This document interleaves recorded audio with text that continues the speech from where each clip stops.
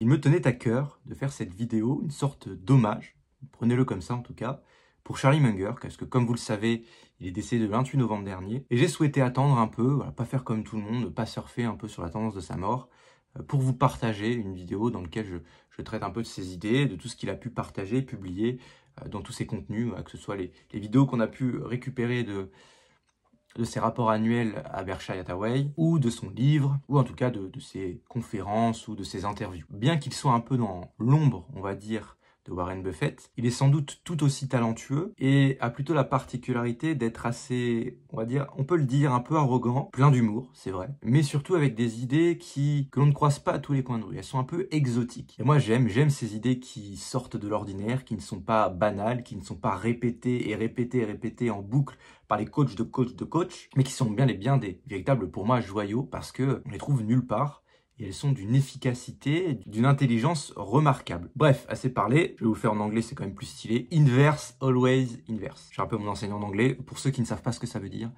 Inverser, toujours inverser. Donc comme ça, c'est un peu compliqué à comprendre. J'ai moi-même eu du mal à saisir l'étendue, la profondeur de cette idée. Et souvent, il la donne avec l'exemple suivant. Dites-moi seulement à quel endroit je vais mourir. Je m'assurerai de ne jamais y mettre les pieds. Sous-entendu, arrêtez de me balancer au visage la liste complètement exhaustive de toutes les choses qui font que je resterai en vie le plus longtemps possible, et dites-moi seulement ce que je ne dois pas faire. Et qu'est-ce que je ne dois pas faire le plus au monde?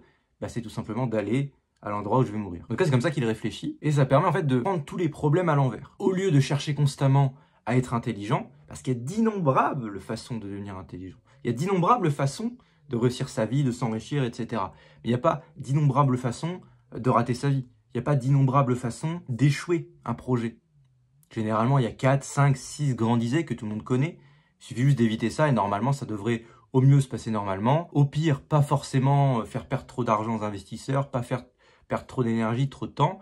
Et au mieux, vous amener là où vous souhaitez réellement aller. Donc pour reprendre l'exemple de chercher constamment à être intelligent, cherchez plutôt à éviter d'être stupide. Par exemple, vous êtes face à une décision, tout simplement, au lieu de vous poser la question « Qu'est-ce que ferait quelqu'un d'extrêmement intelligent face à cette décision ?» Dites-vous seulement « Quelle décision prendrait quelqu'un de stupide ?» Et c'est beaucoup plus limpide, beaucoup plus facile, beaucoup plus accessible de trouver la réponse à cette dernière question que de trouver la réponse à « Qu'est-ce que ferait quelqu'un d'intelligent ?» On sait généralement qu'est-ce qu'il ne faut pas faire. C'est plus compliqué de savoir ce qu'il faut faire. Par exemple, qu'est-ce que j'ai mis en place avec ça? Je me suis fait un petit guide de comment passer une mauvaise journée. Voilà. J'ai noté globalement qu'est-ce qui moi, me faisait passer une mauvaise journée et me permet d'éviter en fait de passer des mauvaises journées. Donc, quand j'évite de passer une mauvaise journée, par définition, je passe une journée à peu près bonne. Pas forcément excellente, mais à peu près bonne. Donc, qu'est-ce que j'ai noté? J'ai noté par exemple, me lever après 7 h du matin, dépenser de l'argent dans des choses futiles et ne pas faire le job que je devrais faire. Littéralement procrastiner. Par exemple, Buffett a repris un peu cette idée-là. Quand il dit, il y a 2 règles en investissement. La première règle, c'est de ne pas perdre d'argent. Ça paraît évident, mais effectivement qu'est-ce qu'un bon investissement? Qu'est-ce qu'une bonne stratégie d'investissement? C'est simplement de ne pas perdre d'argent. À partir du moment où vous n'avez pas perdu d'argent, vous pouvez considérer que vous avez fait un bon investissement. Ou en tout cas, que vous n'avez pas fait un mauvais investissement. Donc, c'est quand même pas mal. Et donc, première règle, ne perdez pas d'argent. Deuxième règle, la boutade habituelle, rappelez-vous de la première règle. Deuxième chose que j'ai appris un petit peu tard, je trouve, du moins l'expérience me l'a apprise, c'est qu'il faut choisir ses clients comme on choisirait ses amis. Alors pour l'instant, j'ai pas trouvé d'autres domaines outre que l'entrepreneuriat qui permettent de transposer cette règle. C'est donc en fait finalement ne traiter qu'avec des personnes avec qui on pourrait échanger un verre autour d'un verre, ou une personne qui a les mêmes idées, qui a les mêmes valeurs, ou en tout cas que l'on trouve brillante, que l'on admire, que l'on respecte. Et effectivement, quand j'ai fait un peu de closing, même quand j'ai fait un peu d'e-commerce avant, mes clients potentiels, mon avatar client n'était pas une personne que j'inviterais chez moi.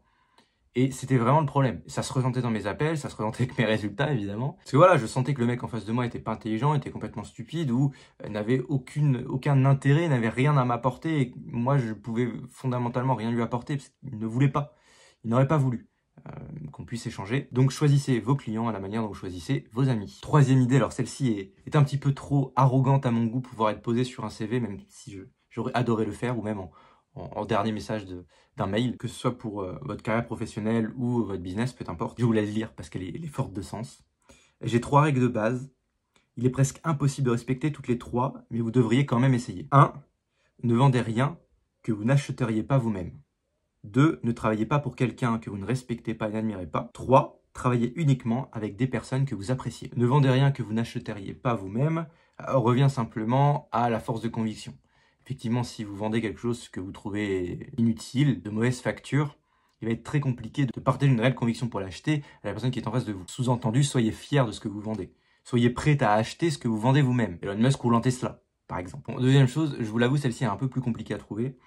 Ne travaillez pas pour quelqu'un que vous ne respectez pas et n'admirez pas. Donc là, ça implique forcément votre client.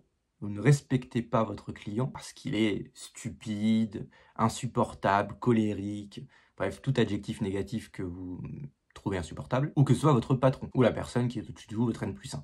Alors, je vous l'avoue que c'est quand même compliqué de côtoyer, de transactionner uniquement avec des personnes que vous admirez, que vous respectez. Mais bon, comme il l'a dit, c'est quand même compliqué d'avoir les trois en même temps, mais on doit quand même essayer, et je pense qu'effectivement, l'objectif, c'est quand même de tendre vers cet idéal-là. Ensuite, travailler uniquement avec des personnes que vous appréciez, bon ça c'est un peu logique, c'est normal. Tout le monde rêverait de cet idéal-là, de travailler qu'avec des gens avec qui vous pouvez rigoler, avec qui vous pouvez prendre un verre, en tout cas, des gens que vous appréciez réellement. Encore une fois, dans la théorie, c'est merveilleux, mais dans la pratique, c'est forcément un peu plus compliqué à vivre. Ensuite, dernière idée que je voulais traiter avec vous, évidemment, il y en a encore plein d'autres, c'est de réduire ses attentes. Alors au début, j'étais un petit peu décontenancé parce que je trouvais ça merveilleux sur ces papiers, effectivement. Réduire ses attentes, c'est le meilleur moyen de pas être déçu. Mais ça reste quand même une idée abstraite dans la pratique, comment on fait pour réduire ses attentes. Alors ça m'a rappelé un exercice du stoïcisme qui consiste à imaginer pour chaque projet, pour chaque activité, pour chaque chose que vous souhaitez faire, que vous allez faire, d'imaginer le pire. Qu'est-ce qui pourrait se passer de pire si je lance ce projet? Perdre de l'argent? Ok, je perds combien? Je vais voir cet inconnu dans la rue, quelle est la pire chose qui puisse se passer? Et en relativisant comme ça, on se rend compte qu'on est prêt à affronter que le projet échoue. Puisque la pire chose qui pourrait se passer n'est pas si grave que ça en réalité. Donc c'est ok. Je vous donne un exemple. En ce moment, je suis en train d'élaborer une sorte de stratégie, une sorte de système pour pouvoir négocier sur les plateformes d'occasion, Le Bon Coin, Vinted, etc. Et c'est pas facile parce que quand vous négociez, la culture française fait que quelqu'un qui négocie, c'est toujours un peu conflictuel, c'est toujours un peu tendu, et par message, ça l'est encore plus. Alors, généralement, vous n'êtes pas le bienvenu. Voilà. Quand vous négociez, vous n'êtes jamais le bienvenu. Au mieux, on vous répond de façon assez sec, assez sèche. Au pire, on vous fait comprendre que vous êtes soit complètement stupide, soit complètement débile, soit vous êtes qu'un moins que rien. Voilà. Si ce n'est pas des insultes directement pour les moins subtils. Donc c'est assez challengeant. Pareil aussi quand je faisais du cold calling, donc de l'appel à froid, j'appelais des gens qui ne savaient pas que j'allais les appeler. C'est assez challengeant parce qu'en fait, il faut s'imaginer avoir des refus. Et avoir des refus assez secs, avoir des gens qui peuvent vous insulter, qui peuvent vous faire comprendre que vous êtes une merde. Donc, il faut simplement s'y préparer, se détacher du résultat, parce que si vous êtes extrêmement attaché au résultat, vous allez prendre personnellement, vous allez vous énerver, vous allez vous mettre en colère, et ce simple geste, cette simple action va détruire, va ruiner, que ce soit votre journée, ou même les interactions que vous allez avoir dans votre journée. Vous avez passé une très mauvaise journée. Donc réduire ses attentes est littéralement un ticket vers le bonheur. C'est d'ailleurs une des thèses d'André Comte-Sponville qui est littéralement espérer un peu moins mais agir un peu plus. Et dans la même idée, Munger nous dit, avec son ton toujours humoristique, visez bas, réduisez vos attentes. Avec un peu de chance, vous atterrirez un petit peu plus haut qu'espéré. Et il le dit lui-même, il dit bon bah au final je voulais pas grand chose, moi je voulais juste être indépendant, je voulais pas forcément devenir extrêmement riche. Et j'ai juste overshooting, j'ai juste raté mon tir et arrivé un petit peu plus haut qu'espéré. En fait, tous les grands succès sont réellement des overshots, des gens qui ont tiré plus haut qu'il ne fallait en fait. Oui, on a toujours tendance à penser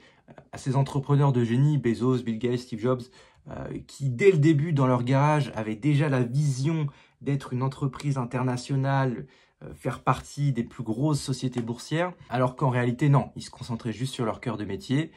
Facebook, pour le coup, Mark Zuckerberg, voulait juste atteindre un lycée d'à côté, le lycée d'à côté, le lycée de la région voisine, le plus gros certes, mais un gros lycée à côté, sans même penser à un lycée français, un lycée australien ou autre chose, en tout cas être propagé dans toute la planète. Pareil pour Bezos, enfin, l'idée originale, c'est juste de proposer des livres en ligne.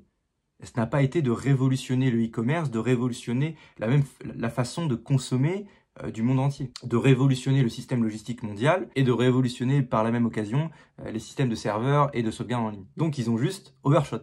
Tous. Donc là, ça vient littéralement en contradiction avec la citation d'Oscar Wilde, qui disait c'est cette espèce de citation insupportable que tous les gourous du développement personnel vous rabâchent à longueur de journée pour que ça rentre, comme si vous étiez un rond et qu'ils essaient de faire rentrer un carré. Voilà. Ils arrivent à faire rentrer ce carré dans vous à coup de cette phrase magnifique. Il faut toujours viser la lune, car même en cas d'échec, on atterrit dans les étoiles. Belle citation de merde. Donc voilà pour la liste des 5 points que je voulais traiter avec vous. Donc parmi ces 5 points, s'il y en a un que je devais retenir, que je retiens, et qui pour moi est le plus impactant tout en étant le plus facile à mettre en place. Pour toutes les personnes qui sont orientées discipline plutôt que motivation, c'est simplement de faire ce qu'on doit faire. C'est-à-dire que moi, par exemple, la veille, je me mets dans le rôle, dans le statut d'un chef, le statut d'un patron, et donc je me détache complètement de l'opérationnel. Je ne suis plus la personne qui va entreprendre, qui va agir, qui va réaliser cette tâche. Je suis la personne qui la décide, qui l'impose. Donc je me fais ma liste de tâches comme ça. Et le lendemain matin, je me mets dans le corps de celui qui doit réaliser la tâche. Donc comme ça, je ne peux pas justifier ma procrastination par le fait que, les tâches qui sont à faire ne me permettent pas d'avancer, puisque ce n'est pas la personne qui n'a pas de vision qui l'a faite, c'est justement la veille, la personne dans laquelle je me suis mis le rôle, donc le patron, qui a une vision, qui sait réellement ce qu'il doit faire pour faire avancer la boîte, pour faire avancer ma vie. Donc la personne qui réalise la tâche le lendemain matin n'a pas d'excuse. Et deuxième chose, elle n'est pas perdue. Elle sait exactement ce qu'elle doit faire. Donc je sais tous les matins ce que réellement je dois faire pour avancer. Je ne suis pas perdu. Et donc si je ne fais pas ce qui est écrit sur ma feuille, ce n'est pas la faute de la personne qui a décidé, qui a agi, qui a écrit le plan, c'est simplement la faute de la personne qui devait la réaliser mais qui ne l'a pas faite. Donc l'opérationnel. Donc j'ai simplement un problème de réalisation de tâches, de procrastination, et non pas un problème de savoir où je vais et avec quels moyens et quel outil je vais, puisque la tâche est décidée par une personne qui sait ce qu'elle fait, qui sait où elle va. Donc c'est forcément une tâche utile. Deuxième chose, j'en ai pas parlé, c'est une sorte de bonus pour tous ceux qui sont restés jusqu'à la fin. C'est d'augmenter ses connaissances de façon extrêmement solide. Petite parenthèse archétype, désolé j'en parle un petit peu, j'essaie de parsemer un petit peu des graines dans votre esprit d'archétype pour vous dire mais c'est quoi ce truc d'archétype, pourquoi il nous parle et tout, pour vous teaser la vidéo que je vais faire sur la présentation entre guillemets d'archétype et en quoi moi ça m'a aidé à me développer, à augmenter ma valeur et à savoir dans quoi me diriger littéralement. Donc ce sera davantage pour les gens qui naturellement sont portés vers la lecture, qui naturellement sont portés par la curiosité de comprendre comment les gens réfléchissent, de comprendre le point de vue des autres sur une question par exemple. C'est ce qu'on appelle le TE, T majuscule, E minuscule, thinking extraverti, donc la pensée extravertie. Bref, je m'arrête là, globalement c'est simplement pour les gens qui sont extrêmement curieux, qui emmagasinent énormément de connaissances, qui ont énormément de points de référence, et non pas pour les personnes qui ont du mal à prendre en considération la réflexion et les pensées des autres, qui pensent que eux-mêmes sont les plus légitimes pour avoir une réflexion sur une chose et que les réflexions des autres sont pas réellement importantes. Parenthèse fermée, donc pour toutes ces personnes-là, dès qu'il y a une information qui vous intéresse et qu'il y a ne serait-ce qu'une once de curiosité pour aller creuser cette réflexion, acceptez-la, nourrissez-la et ne soyez pas fainéants d'aller chercher, d'aller trouver cette information, d'aller approfondir le sujet. Posez-vous toujours la question « Pourquoi ?» Pour quelle raison? Par exemple, si l'automobile vous intéresse, pourquoi un moteur diesel est plus cher en entretien qu'un moteur essence? Comment fonctionne un moteur essence? Donc si vous êtes intéressé par l'investissement, pourquoi l'investissement value est censé surperformer l'investissement plutôt growth? Et pourquoi l'investissement value se base sur le bilan, se base sur des ratios, le pourquoi et le comment du ratio, etc. Bref, vous avez compris, toujours se questionner. Parce qu'en tant qu'utilisateur de cette fameuse fonction TE, de cette fameuse fonction connaissance, vous avez une prédisposition naturelle à être bon dans l'accumulation de connaissances. Et vous ne serez que quelqu'un qui utilise son plein potentiel quand vous irez chercher toutes les informations qui vous semblent un minimum intéressantes. Ça m'intéresse maintenant de savoir laquelle des idées de Charlie Munger vous a le plus impacté, celle qui a résonné le plus en vous ou celle que vous appliquez. Bref, quelle est l'idée de Charlie Munger que vous voulez mettre en avant dans les commentaires? Ça m'intéresse réellement.